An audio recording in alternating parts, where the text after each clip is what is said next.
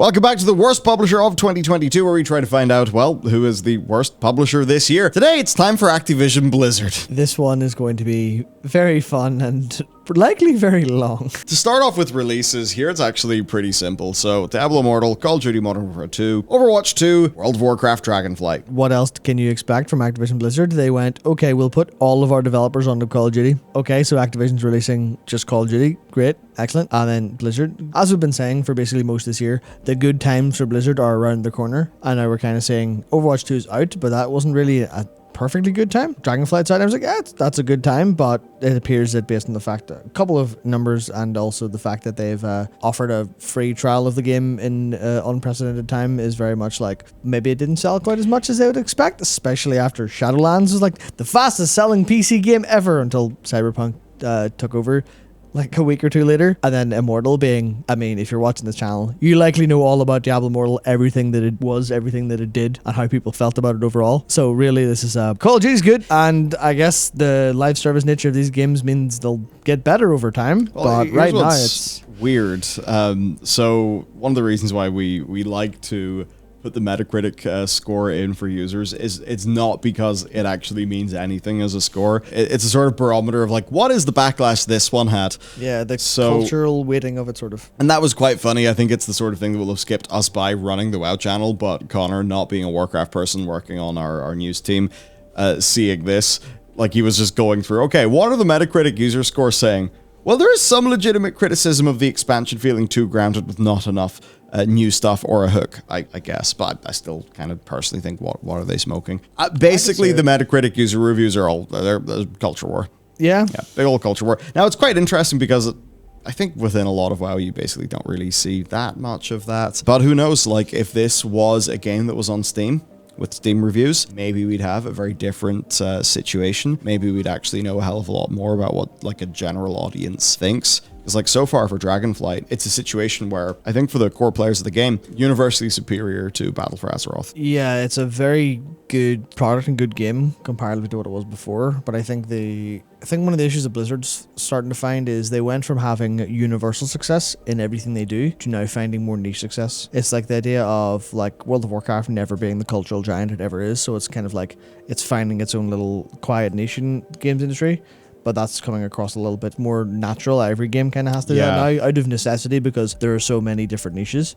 But then in like, it's a weird contrast to, oh, this game used to be known and played by everyone. Now it's not really as important anymore. And I feel that's kind of it going, right, well, we'll find our niche and be happy with it. Maybe part of an overall plan of them to... I think they are shocked and surprised internally. I really do. Yeah, like given those sales, given where I was being historically, no, I really think they are shocked. I think it's a situation where loads of people were still following the game in Shadowlands, but it's a bit like, you know, the double slit experiment, right? It's like the point of measurements where we find out how it's going to shake out. The expansion coming out is that point of measurement. So now for a lot of people who are kind of like just hate watching WoW content or propping up World of Warcraft's name by sort of trashing on it, there's no longer a reason.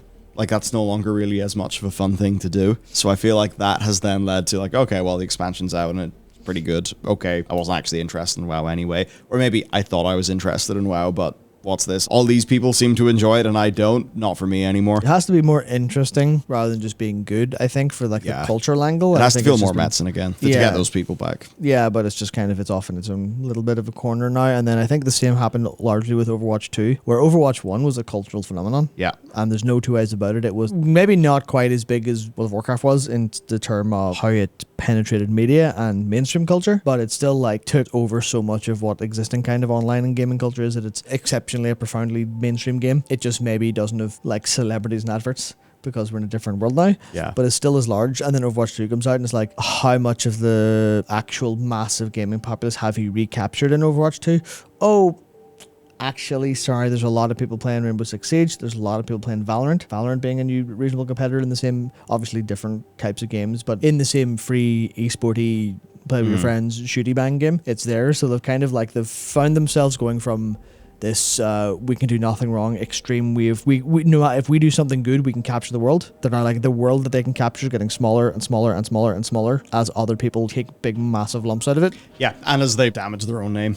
Yeah, and that's where you look at maybe the size of their niches that work okay, but you look compared to what like Xbox are doing with, obviously they didn't release very many games, but like constantly updating the live services, they're kind of going, well, here's our little chunk of people and we'll make them happy. Blizzard seemed to have accidentally kind of falling into that. The only thing here that's going to make a lot of money, because obviously Diablo Immortal will make plenty, but the only thing is like a lot of money will be Call of Duty. And it's like, is Activision Blizzard just a Call of Duty machine largely for now? Yeah, let's go stay away. Yeah, I'll be interesting to see, like, whenever we start to get the quarterly reports and we see where the segment revenue for Blizzard is, that's where it's going to be really fascinating. And I think either this one or the next one will be the last one we see. It's very unfortunate. Of course, because of the acquisition. If the acquisition goes through, then it'll just be a footnote in Xbox's quarterly reports as opposed to the detail we currently get. Which itself is just a part of Microsoft's. Yep. Yeah. Indeed. Yeah, kind of sad. So overall then, it's like, for the games they've published, it's bizarre. So Modern Warfare 2 has design decisions that some of the more hardcore people like. I really like them. For a lot of people, Modern Warfare 2 and Modern Warfare are games they really enjoy. So it's not for everybody, but it seems to be quite mass market strong. Overwatch 2, brilliant game. Dragonflight, brilliant game. Overwatch 2 as a product, scuffed. Dragonflight as a World of Warcraft expansion that can thematically get everybody back and speak to the older core WoW audience. No, pretty weak. Like, it was just never set up for that. With the sorts of people who get excited by, say, the Lich King, or get excited by, like, the Warlords of Draenor and cinematic. Dragonflight just, it made no effort to cater to that sort of player. And, yeah, we are finding out that, like, you can make a good slice of World of Warcraft, but if it doesn't index hard enough in the Warcraft bit, a lot of people are just not going to care. I mean, it's obviously that's an important part of it, but I also think we're in a world where it's just like the competition is so brutal. Even back in like Warlords of Draenor, and even back in Legion time, we weren't in the same world where games gobbled up your time eternally. And I think like the competition for user time and stuff like that for World of Warcraft, like, it doesn't ask as much of your time chore-wise, but it still asks a lot of time in a world where other games, it's unique in what it is. But I just feel like I don't even know if there's a world where World of Warcraft can get a bigger audience again, just because I mean like as massive as before. In the sense that you see what like the biggest, I guess, live service games and biggest, especially like the free to play and stuff, it'll be very hard to fight for them to win that. Yeah, they're going to need to make it feel like Warcraft and continue building the strong foundations they've got right now, and hope that people haven't largely moved on. And that's the thing. They, for the longest time, did not appreciate even nearly enough the damage that they were doing. You don't know what you've got till it's gone, right? I feel like that actually, outside of maybe how Diablo 4 will go down, I feel like Diablo 4 will probably still be a massive success, because that's still a fairly unique slice of game that has a lot of excitement behind it. But I think for the other IPs, I think they expected massive success because they've not really known anything else when they've done a good job. So I think it's largely, they've never done something right and failed. They've always been, will we do it wrong, we fail, sure, but if we do it right, we'll succeed. But they've never had the unfortunate thing that is just a fact of life, is you can do the right thing and it just doesn't work out. Yeah, now they're just like, why are people not giving us the benefit of the doubt? Why are people being really jaded and cynical towards us? What? This is so unfair. It's like, no, like they were trained that way. I mean, it might literally be unfair in regards to, well, these are new developers making games, but you can't blame people for looking at the past and going, oh yeah, that exists. That's what they have to struggle with very, very, very hard for a long time to come back from. When we hit delays, nothing publicly. There is the likes of, say, Diablo 4 that has had numerous internal delays. Overwatch 2 released in half, but formally speaking, not really stuff in the way of delays. So then for the ongoing titles, support for Warzone and Vanguard was basically evidently not important, given Warzone 2, given that like Vanguard was just, it was a dud Call of Duty. A good example, I think, maybe of Activision learning one of those lessons of like, we, under no circumstances, can have a dud Call of Duty of this magnitude. It takes too much down with it. Wrath of the Lich King released. Who knows how well it did, but not that much went wrong. And hey, it's Wrath Classic. People are happy. I think it's another example of just, there's a sizable enough niche that will play that. Yep. It's there for them. They can work away. So I think the whole classic segment has been a fantastic win for them overall, but it's like, it's a small win comparatively to, I imagine, what they want. I'm sure it's making them millions and millions of dollars, but it's like, they want billions. And it's going to be like, yeah. Most companies would be happy with it. I'm sure they're sitting going, how do we add a zero to this? Because that's the way they are.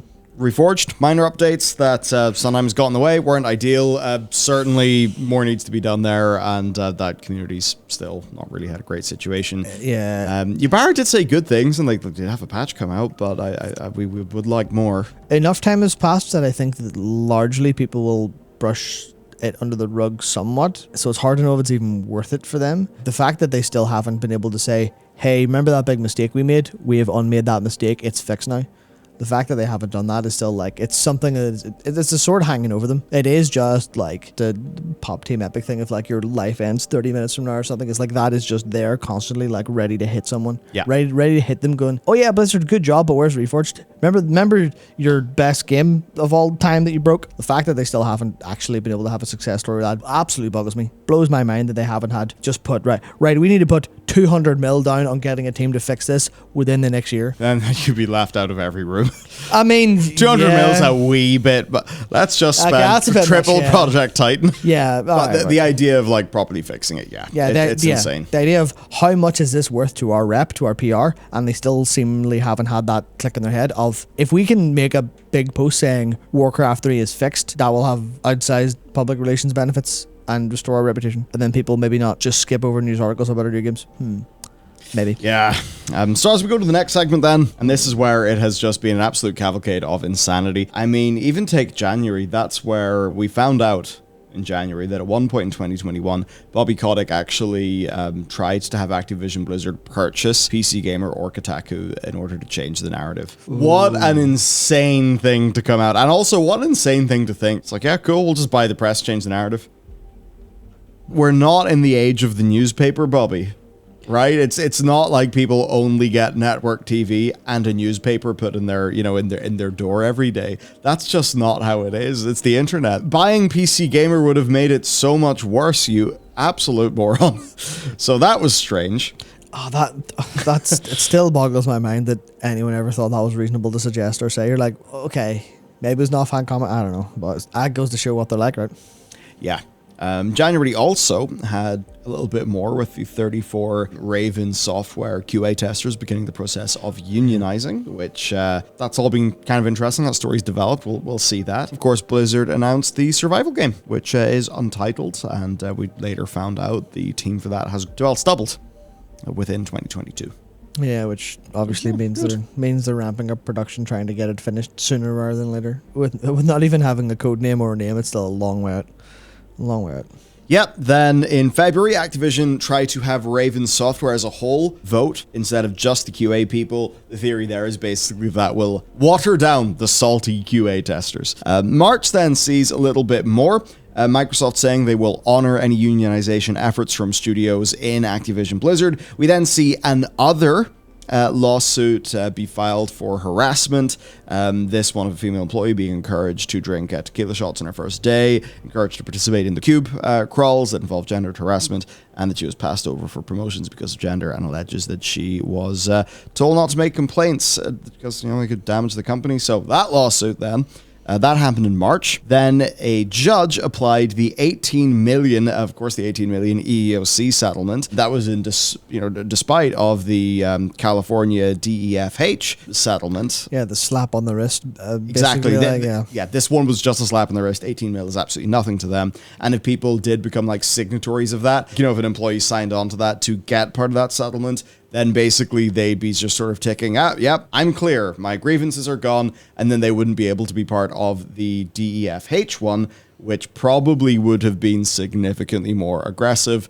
But again, that's also a case that's been fraught in its own drama. For April then, we actually had good moves for the QA staff, but with a little bit of a funny, unfortunate turn. So a bunch of temp people were turned into permanent, a $3 to $5 pay increase. Benefit rollouts, this is good, hit 1,100 people, but the 34 people at Raven, who at least in part kicked off this whole discussion, they of course don't get to be included because they were in union, the union formation talks. Yeah, so if that's, ABK just be like, can we just bribe people to not hit this union bus by offering them better things? But not literally, because you're not allowed to do that. But everyone said, well, we know what you're doing anyway. And then ultimately, they got the actual NLRB saying that the vote will go through for union stuff anyway, which leads further down the chain later this year with it going further and further. Then, obviously, there was like, yeah, we're lifting the vaccine mandate. And everyone went, that's, okay.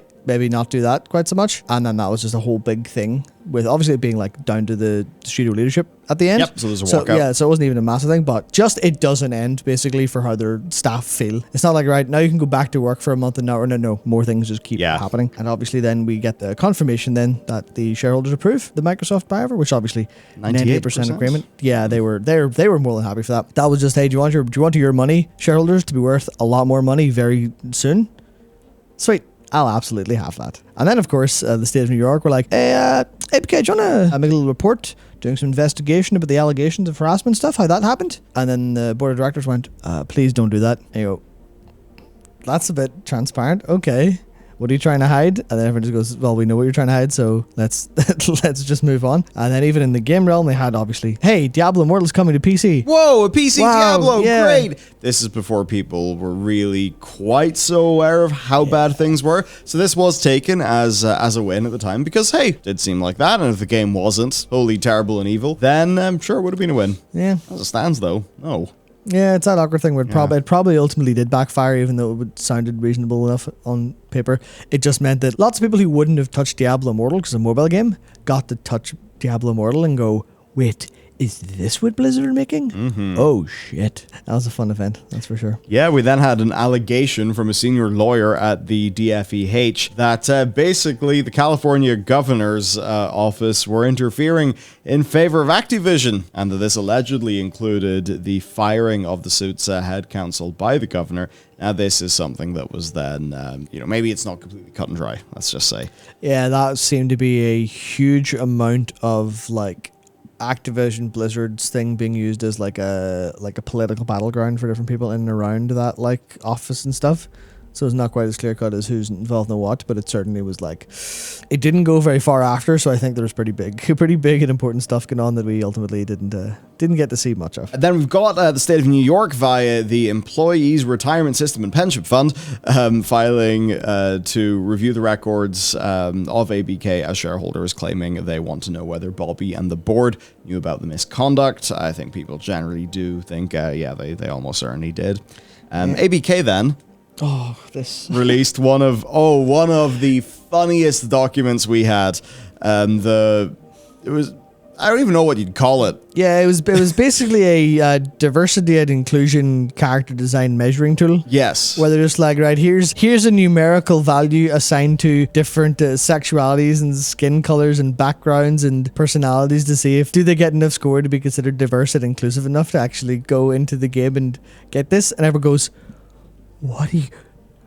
That defeats the entire purpose. Yeah. And then a lot of people are going, well, obviously they're in this to make money. They're going to find a way to make a metric out of this. They just shouldn't have ever shown it to anyone.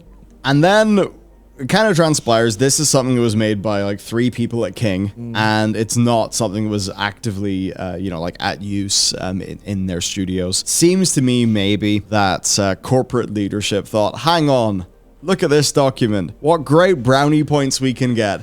And then, of course, they are resoundingly mocked across the internet because the whole thing was just a bit preposterous. Oh, God.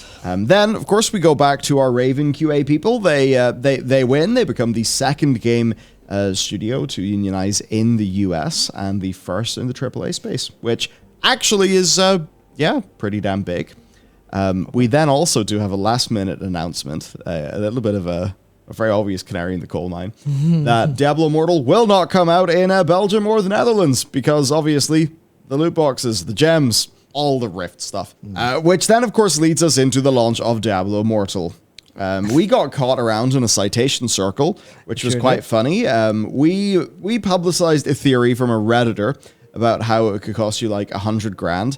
Then GameRant incorrectly cited us instead of the Redditor, and then because nobody actually went to check, everyone then just cited GameRant citing us, even though they miscited us, and we got caught in a citation circle. So that was fun, especially because the actual numbers would turn out to be significantly higher. Yeah, Chaos. Because why make a system if it's not infinitely monetizable, right? Why not? That was the NetEase and Blizzard modus operandi, which is NetEase and Blizzard no longer on speaking terms, it seems. So it's been a very, very long 6 months at Blizzard. That much is for sure. Well, it's been a long 3 years, but specifically, God, Yeah, and like the amount of traction, like this was story number 1 on parts of the internet for like quite a while. It's probably hard to overstate the reputational damage that this did to Blizzard. It's probably also, I mean, they probably still don't really appreciate how much damage that did. I would say. I think there will be, at some point in the next maybe 10 years, there will be so many, maybe not even that long, there'll be like just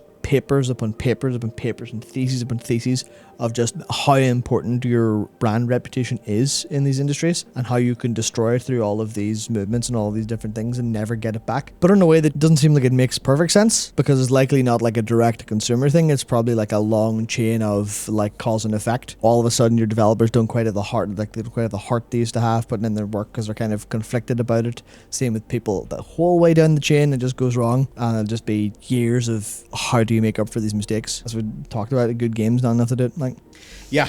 Then they post what they're claiming to be an objective review of things that basically just says that like leadership didn't really know about like the the level of problems that were going on. So there was different levels of belief into that. Let's just say Bobby Kotick is re-elected as board CEO this month as well. So big congratulations to him. Wow. And then Proletariat got acquired, which was a team that was making a game called Spellbreak. And they're now part of the World of Warcraft development team, adding, I think, around 100 developers to that to that game. I believe they're basically acting as Blizzard Boston, I believe. Yeah. Just, here's Blizzard got a new dev studio. Work away. And they're all doing Warcraft stuff. It shows how committed they are to the IP. It just took them a long time to realize they needed to be committed to the IP, and just buying developers means they clearly have the will to throw the money around to make sure they can get developers, which is another part of like how the future of Activision Blizzard, and we haven't talked about EA for this series yet, but we do. Some of it'll just be like how they're going, give us developers. We need them. Yeah. July, right. So Better ABK does a walkout over Roe v. Wade stuff, seeking to guarantee that healthcare coverage is updated. Then another, in this case, Blizzard Albany, who used to be called Vicarious Visions, their QA staff also announced the decision to seek to form a union. And then Bloomberg allege that Diablo Immortal was delayed, right, until its July release date in China because a Winnie the Pooh reference on the game's Weibo account was posted before release. And that's a Weibo account managed by NetEase, so probably a disgruntled employee or something weird, but apparently, that's what happened to Immortal, which is kind of crazy. October then sees that Blizzard Albany QA group win their right to vote to form the union. And staying in the union thing, in this case busting unions, we do have what Lulu said being widely publicized, essentially just union busting from executives. So of course that obviously gets out, completely goes through the press, and continues to drag their name through the mud. Yeah, because the Activision Blizzard King executives are seemingly very detached from reality in every sense. They ain't good at optics. No, they are good at doing what they do for other companies and then going, wait, why is there so much more publicity for this one? Wait, I don't understand. Oh shit. How do I unsend a message? Shit. November then. Also really spicy because Blizzard and NetEase's relationship over World of Warcraft falls apart. That had been going for 14 years. And then what's weird is that according to NetEase president Simon Zhu, this is because of basically a jerk. Yeah. That's what caused the collapse of the relationship. So maybe NetEase, this could just be some... Look, there's so much public posturing that could just be happening here. But clearly the goal that his story is they're being total dickheads about it. The whole thing broke down. We want to keep World of Warcraft in China. Obviously, that's the sort of thing where that contract was maybe approaching a renewal. Blizzard probably thought they could get better terms.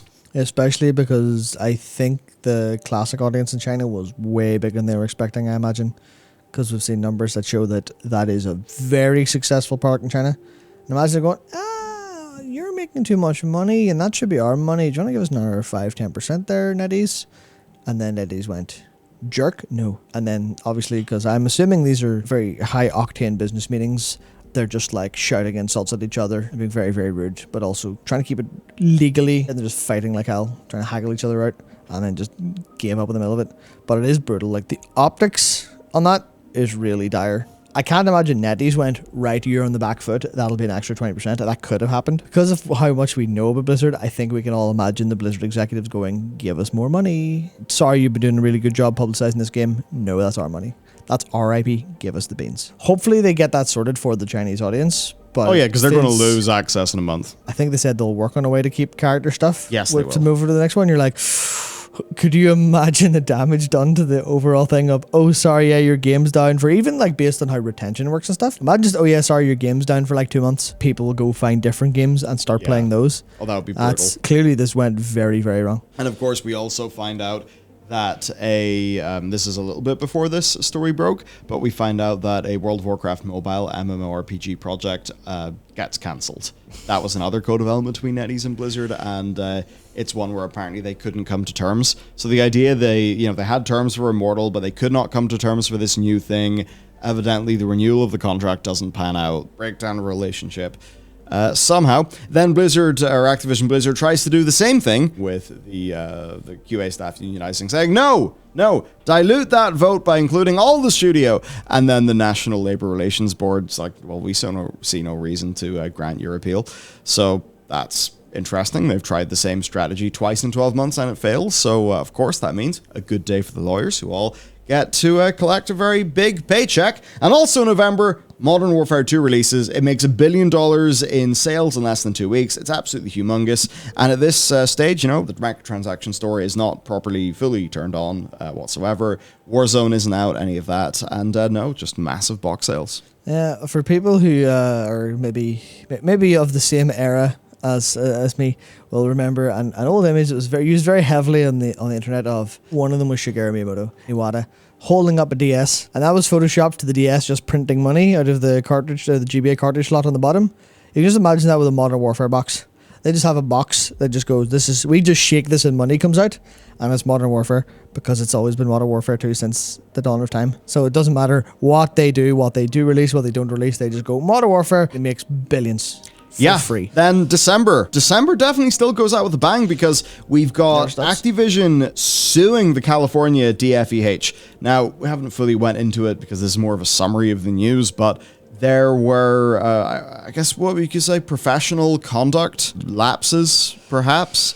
But anyway, they filed a lawsuit at the DFEH, basically saying that it accused it of a campaign of public opinion damage against ABK by leaking plans, leaking documents, while interfering with the $18 million settlement that they got with the EEOC, which is the federal body. So that goes on, or we'll have to see where that one goes, obviously. Then the Blizzard Albany QA vote that we just talked about does go ahead, despite a delay by a literal Blizzard this time, making them the third studio to unionize in the US and the second in AAA. Yeah. We then have got the Washington Post coming out and revealing that Diablo 4's development has been a utter shit show. I mean, a lot of large projects are, and the game still does look quite good, but no doubt this is a lot later than Blizzard would have liked it, as evidenced by one of the things that we learned in this report being so many slipped release dates internally for the game. And finally, Chris Metzen returns as creative consultant on World of Warcraft initially, then all of Warcraft afterwards.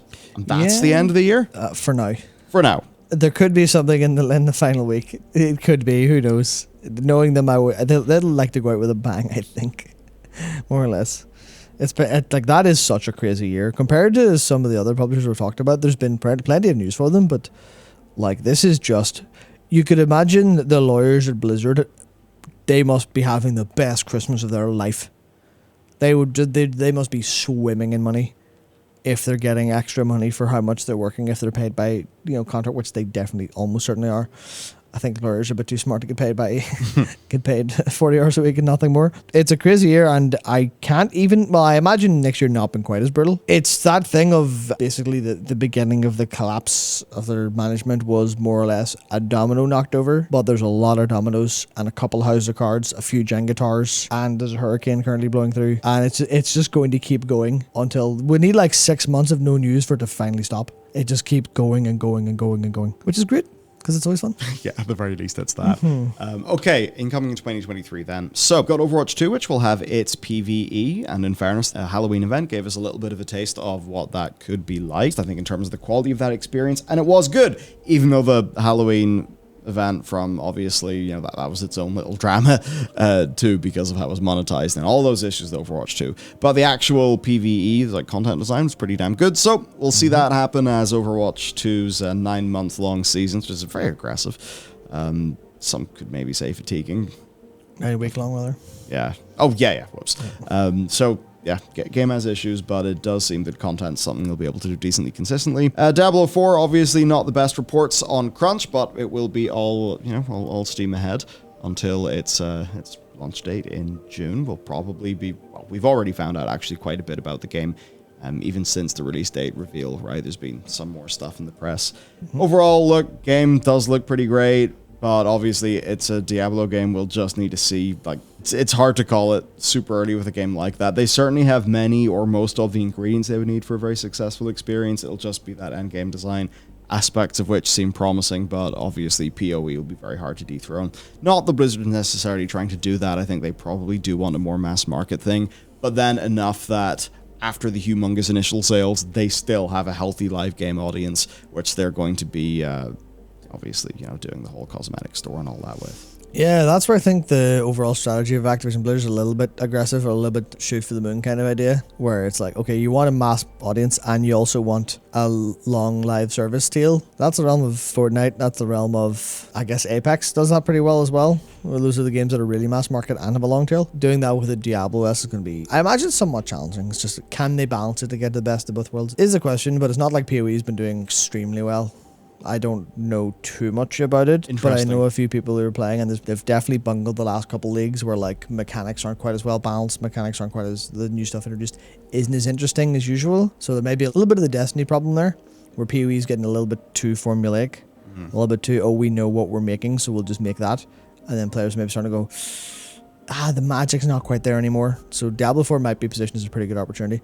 It just depends on when PoE 2 and the very big shake-up from grinding gear does come. It's all about, can Diablo do what it needs to do, and will it work? Because that's always the thing with a bunch of online stuff. Will there just be a whole load of problems because they've crunched their devs into oblivion on it? And that's the fear, it seems right? they've had, and they've done that in a way where morale at Blizzard Albany especially has been quite heavily impacted, and that'll likely be leading to obviously employee attrition.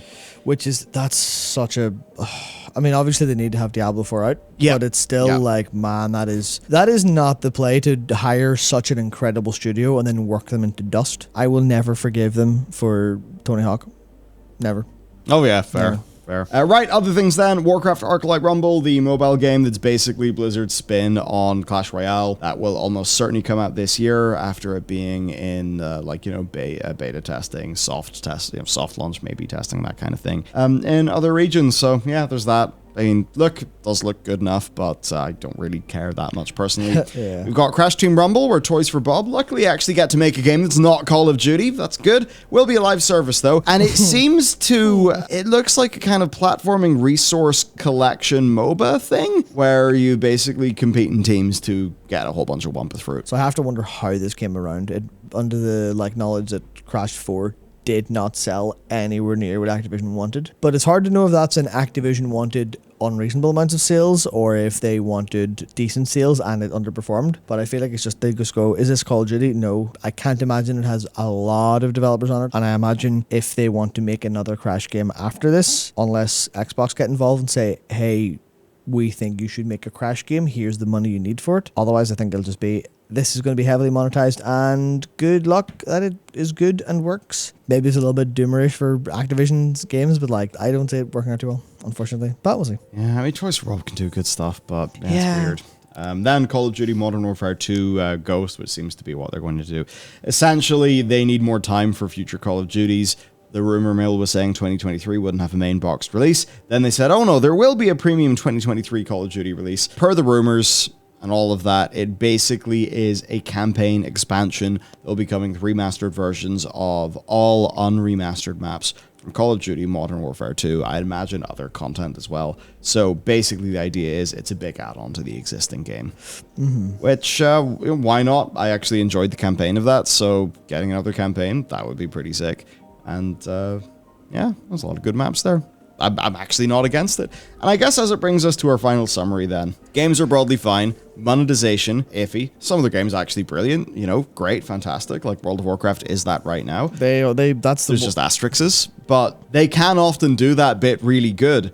It's just, can they grow the company good this time? They certainly say everywhere that that's what they're trying to do, and it's what they're doing. But you hear about the Blizzard Albany, morale hits, right? Cool. Your leader's been she's left the company. Your company identity is now just Blizzard. You've been merged into the people with the bad news, right? So you do worry about all of those. They have been ticking lots of boxes with their core franchises, though. And assuming Diablo 4 is good, then in everything other than StarCraft, they will have good stuff in their kind of core pillars. Yeah, it's just the thing of, I feel like it's too little too late for the kind of success they want or expect, I think. To bring it back to what we talked about at the top of this video, I feel like they're coming back from a very long period of downturn, and like they'll have to catch up to where everyone else is in terms of big audiences, big money, big games outside of Call of Duty. I think that's going to be the big question when it comes to, like, I wish I had like a looking glass or a crystal ball, because I don't want to have to wait the many years to find out how the survival game will do. And I don't mean how it will be, because I assume it will be an immaculately polished experience, maybe lacking a little bit of soul, maybe a little bit too pedestrian in some ways. But I fully imagine that to be an excellent video game. Will it be the next Overwatch that they need? Because obviously, Ibarra points out this is their first new IP since Overwatch. That was a watershed moment. That was a breakthrough moment for Blizzard again. Are they capable of doing that again? Or will all of everything we've talked about today, will that just be like a personal rain cloud following them for the next 5-10 years? Or for all of time? That's the question that's like really on me. I'm like, will they ever have that success again? Or have they actually like just basically cut off whatever mass success they possibly have? I think Valheim shows us that there is room for a more, you could say, streamlined survival experience. So I imagine it could play to Blizzard's strengths. And there's going to be a BlizzCon next year. That's another thing. So that's them just returning a little bit more to normal. Part of that's going to be Corona. Part of that's just going to be like, man, BlizzCon would be pretty awkward for them given all the news that they had. Yeah, we'll just have to see. For a lot of people, the rumors that Bobby would be stepping down if they got acquired are good, right? Microsoft acquiring this company is probably going to be good for their products. Now we can have a separate discussion about competition in the market, and we really should, but I think it probably would be good for the games. Now, it's kind of strange when we talk about judging them as a publisher, because when we did that for Microsoft, it was funny because they had so few games. They actually have a lot of games here, but the games that they do have, they're quite big. For me, it's just tricky, though, because when you look at, say, Ubisoft, which I don't think you guys have seen yet, but Ubi, it's just like so much shit and plenty of bad monetization. And it seems like the actual getting a game out bit that people play, Activision-Blizzard do better. It's weird. There's a difference, perhaps, between worst publisher and most hated. I think that the title for most hated publisher is obviously Activision-Blizzard. And I think, despite that being held by EA for a long time, I think it's going to be Activision-Blizzard for the foreseeable future. I think, though, like, if you're to compare Activision Blizzard to Ubisoft, I think at the actual core competency of consistently getting the games out, Blizzard have had issues, but like, you look at this year's output, and like Ubisoft's is just a load of DLC and shovelware. It's really bizarre, actually. Yeah, I think Activision Blizzard, they beat Ubisoft for hated. I think both Xbox and Sony come off better than maybe ActiBliz and Ubi. Yeah, because they actually have some wins, and their losses aren't quite as heavy, even though there's a load of issues with them.